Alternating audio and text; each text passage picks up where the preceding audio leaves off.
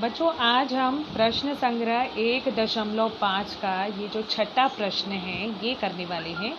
छठे प्रश्न में क्या प्रश्न दिया है पहले हम ये पढ़ लेते हैं। विशाल ने 1900 किलोमीटर के सफ़र में कुछ दूरी बस से और कुछ दूरी हवाई जहाज़ से पूरी की है।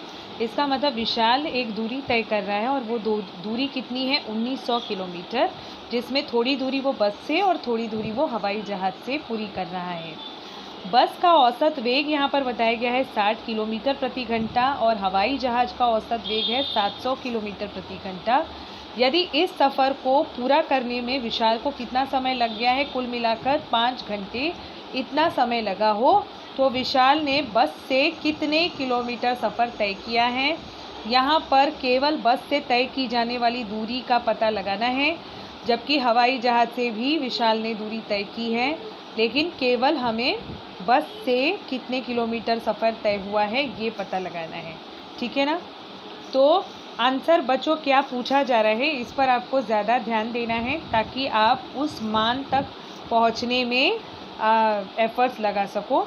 फ़िलहाल सवाल में क्योंकि बस से तय की गई दूरी पूछा गया है, तो हम यहीं से शुरुआत करते हैं कि मानेंगे, यही सवाल है बच्चों, हम यहाँ पर मानेंगे कि विशाल ने बस से x किलोमीटर की दूरी तय की है और विमान से y किलोमीटर की दूरी तय की है। तो जो भी हम मान रहे हैं हम यहाँ लिखेंगे, माना विशाल ने बस से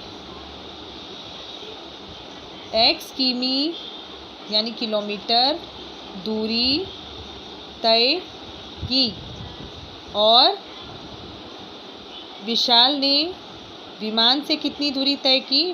विशाल ने विमान से y किलोमीटर दूरी तय की, हम ऐसे मानेंगे। ठीक है। अब हम आगे देखते हैं बच्चों, यहाँ पर कुल मिलाकर दूरी हमें बताई गई है 1900 किलोमीटर, यानी कि बस से तय की गई दूरी x किलोमीटर और विमान से तय की गई दूरी जो है y किलोमीटर। इन दोनों का जब हम योगफल करेंगे तो ये कुल मिलाकर कितनी दूरी है 1900 किलोमीटर के बराबर है। ऐसा प्रश्न में कहा गया है कि विशाल ने 1900 किलोमीटर की दूरी तय की गई है, इसलिए तो ये जो है ये हमारा पहला समीकरण तैयार हो चुका है। अब हम आगे बात करेंगे। यहाँ पर बस का औसत वेग दिया है 60 किलोमीटर प्रति घंटा और हवाई जहाज़ का औसत वेग दिया है 700 किलोमीटर प्रति घंटा। साथ ही साथ पूरा सफ़र तय करने में लगने वाला समय दे दिया गया है 5 घंटे। क्योंकि किलोमीटर प्रति घंटा ये जो दिया है ये वेग है और ये समय, कुल समय हमें दे दिया गया है, तो समय और वेग में संबंध स्थापित करने वाला जो बच्चों फॉर्मूला होता है वो ये है, समय बराबर होता है दूरी बटे वेग। समय बराबर होता है दूरी बटे वेग। अब हम देखेंगे कि बस से कितना समय विशाल को लग रहा है और विमान से कितना समय विशाल को लग रहा है, ये हम देखेंगे। ठीक है। तो सबसे पहले हम कैलकुलेट करने वाले हैं बस से यात्रा करने में लगा समय। यात्रा करने में लगा समय ये कैलकुलेट करना है। तो बस से यात्रा करने में जो समय का हिसाब लगाना है उसके लिए फॉर्मूला क्या है, दूरी बटे वेग है। तो हम यहाँ पर रखेंगे दूरी बटे वेग। अब विशाल ने जो बस से यात्रा की तो उसके लिए कितनी दूरी तय की बस के द्वारा, ये हमने मानी है x किलोमीटर, यानी कि बस के द्वारा तय की गई दूरी x किलोमीटर है, इसीलिए दूरी के लिए हम यहाँ लिखेंगे x। और वेग जो है ये हमें प्रश्न में पहले से मिला है कि बस का औसत वेग कितना है 60 किलोमीटर प्रति घंटा, तो ये यहाँ पर वेग होगा 60। ठीक है। x की इकाई अगर आपको ध्यान हो तो ये किलोमीटर में था और वेग की इकाई जो यहाँ पर है वो किलोमीटर प्रति घंटा में है, इस तरह से। ठीक है। अब क्योंकि किलोमीटर जो है ये किलोमीटर प्रति घंटा में है, यहाँ पर प्रति दिखाना है, तो यहाँ पे जो किलोमीटर है और यहाँ पे जो किलोमीटर है ये आपस में क्या हो जाएंगे, कैंसिल हो जाएंगे। और आपको यहाँ पर नज़र आ रहा होगा x बटे 60 गुणे 1 बटे घंटा। ये कुछ इस तरह से अगर आप इकाई को इमेजिन करें तो यहाँ का 1/1 घंटा इस तरह से इकाई का हिसाब बनेगा। यानी कि x/60 जब इसे आप कैलकुलेट करेंगे तो आपको समय किस में मिलेगा, घंटे में मिलेगा। तो इस तरह से बस से यात्रा करने में लगा समय हमारे पास कितना होगा बच्चों, x/60 घंटा इतना होगा। अब हम विमान से यात्रा करने में लगा समय ये कैलकुलेट करेंगे। तो विमान से यात्रा करने में लगा समय, विमान से यात्रा करने में लगा समय कैलकुलेट करने के लिए सेम फॉर्मूले का उपयोग करेंगे, यानी कि दूरी बटे वेग। अब विमान से दूरी जो तय की गई है इसे हमने क्या माना है, y किलोमीटर माना है, तो यहाँ पर हम y रखेंगे। विमान से जो यात्रा की गई है तो विमान का वेग जो है हमें प्रश्न में मिला है 700 किलोमीटर प्रति घंटा, तो हम यहाँ पर रखेंगे 700। ये इसकी इकाई है किलोमीटर प्रति घंटा और इसकी इकाई है y किलोमीटर। ठीक है, यहाँ पर किलोमीटर कैंसिल होने के बाद यूनिट जो बचेगा वो घंटा बचेगा इस तरह से। तो ये हो गया है विमान से यात्रा करने में लगा समय और ये हो गया है बस से तय की गई जो यात्रा है उसमें लगने वाला समय। ठीक है, तो ये दोनों समय हैं और कुल समय हमें प्रश्न में बताया गया है कि इस पूरी यात्रा के लिए विशाल को कितना समय लगा है, कुल समय के रूप में 5 घंटे इतना हमें प्राप्त है प्रश्न में। तो हम आगे देखते हैं कुल समय कैलकुलेट करने के लिए। बच्चों प्रश्न में कुल समय जो यात्रा के दौरान लगा है वो है 5 घंटे। ठीक है, बस से यात्रा करने में जो समय लगा है, बस से यात्रा करने में जो समय लगा है वो है x/60 और विमान से यात्रा करने में जो समय लगा है वो है y/100, यानी कि x/60 धन y/100 बराबर ये हो जाएगा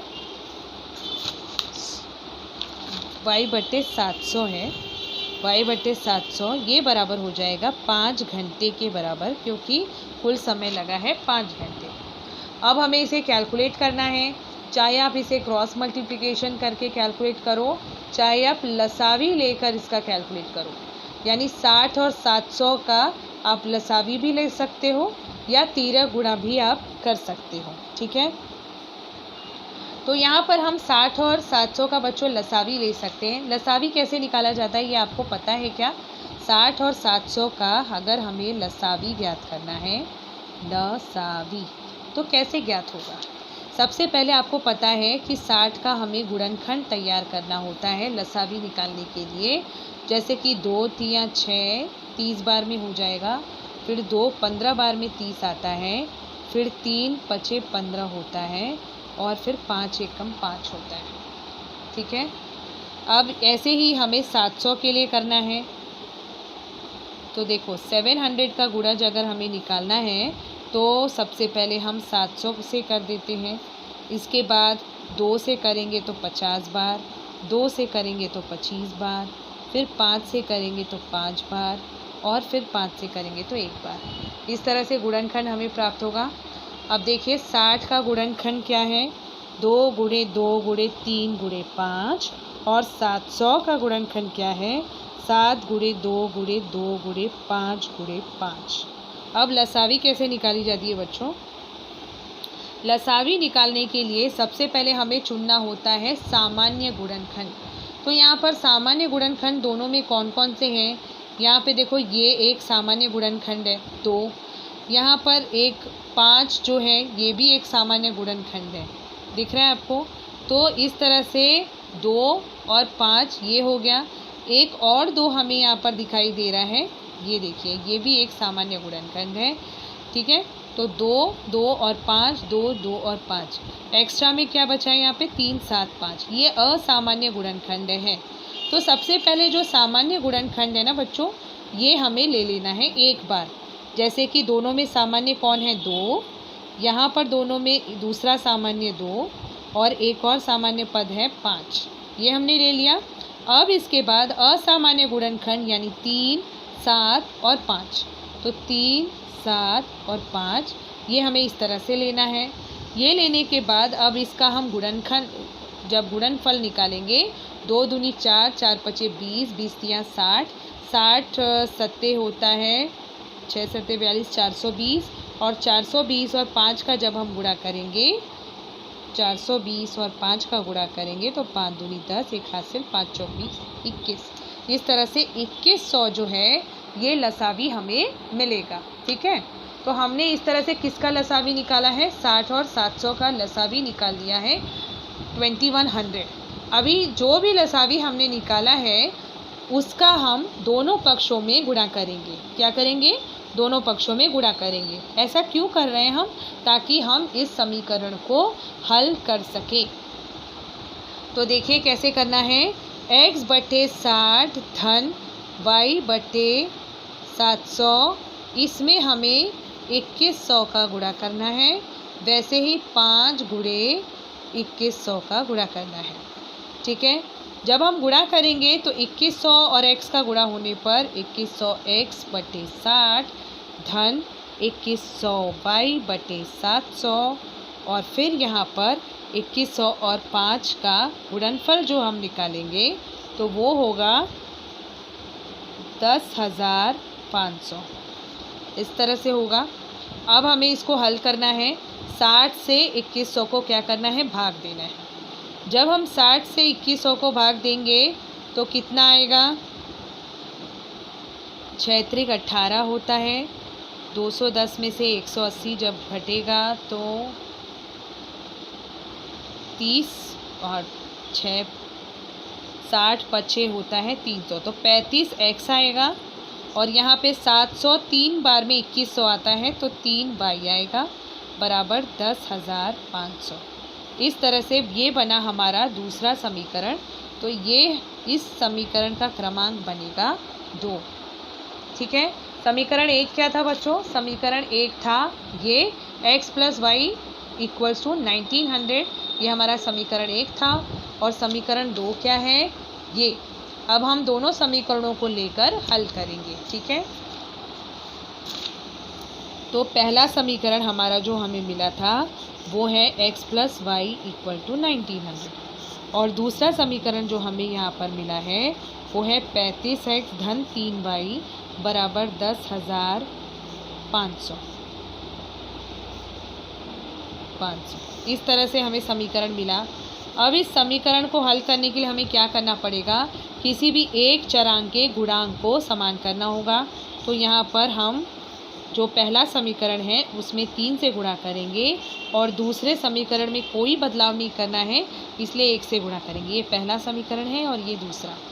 अब जब इसको हल करेंगे तो 3 और x का गुणा 3x धन 3y, और 19 तिया होता है 38, तो नहीं 19 दूना 38, 19 तिया होता है 57, तो 5700 इस तरह से आएगा।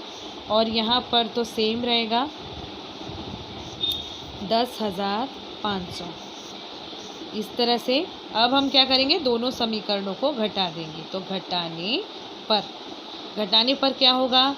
नीचे के जो समीकरण है उसके सभी पदों के चिन्हों में परिवर्तन आ जाएगा। अब ऋण 35x और धन 3x बच्चों कितना होता है? ऋण 32x होता है। तो यहाँ पर हमें लिखना होगा ऋण 32x। यहाँ पर धन 3y है और ऋण 3y है, ये आपस में कैंसिल हो जाएंगे। और यहाँ पर आपको दिख रहा है ऋण 10,500 और धन 5,700। जब हम ये करेंगे तो हमें क्या करना होगा? घटाना होगा, और आंसर नेगेटिव में आएगा। तो हमें यहाँ पर घटाने के उपरांत क्या मिलेगा? 4,800 इस तरह से मिला। इसके बाद x का मान निकालने के लिए हमें क्या करना होगा? ऋण 4,800 बटे ऋण 32। जो ऋण 32 यहाँ गुणे में है, यहाँ जाके क्या हो जाता है? भाग हो जाता है। अब हमें भाग देना होगा। माइनस माइनस जो है ये कैंसिल हो जाएंगे, और हमारे पास यहाँ पर बचेगा 4800 बटे 32। अब हमें 32 से 4800 को भाग देना है। तो भाग कैसे दिया जाता है ये तो आपको पता ही होगा। इस तरह से 32 एकम 32, 8 में से 2 गए 6, 4 में से 3 गए 1। यहाँ पर हम एक शून्य उतारेंगे इस तरह से, और 160 आने के बाद अभी हम देखेंगे 32, 5 बार में 5 दूनी 10, 5 या 15, 16। हाँ, तो 5 बार में 160 आता है बच्चों। और फिर ये जो लास्ट का ज़ीरो है इसे उतारेंगे और इस ज़ीरो के लिए 32 का गुणा ज़ीरो से इस तरह से भाग होगा और हमें कितना मिला? 150 मिला। तो x का मान जो हमें यहाँ पर प्राप्त हुआ है वो कितना मिला है? 150। x हमने किसे माना था बच्चों, आपको याद है क्या? तो x हमने माना था विशाल ने जो बस से तय की गई दूरी उसको हमने x किलोमीटर माना था। तो हमने x का मान पता लगा लिया है, हमें y का मान पता लगाने की आवश्यकता यहाँ पर नहीं है। इसीलिए क्योंकि ये दूरी हमने निकाली है तो इसकी इकाई क्या होगी? किलोमीटर, इसलिए यहाँ किलोमीटर लिखना है। और लास्ट में आपको स्टेटमेंट लिखना है। क्या स्टेटमेंट लिखना है? कि विशाल द्वारा बस से तय की गई दूरी कितनी है? 150 किलोमीटर है। ऐसा आपको स्टेटमेंट लिखना है लास्ट में। तो सवाल समझ में आया ना बच्चों? कोई भी शंका है तो आप ज़रूर पूछिएगा।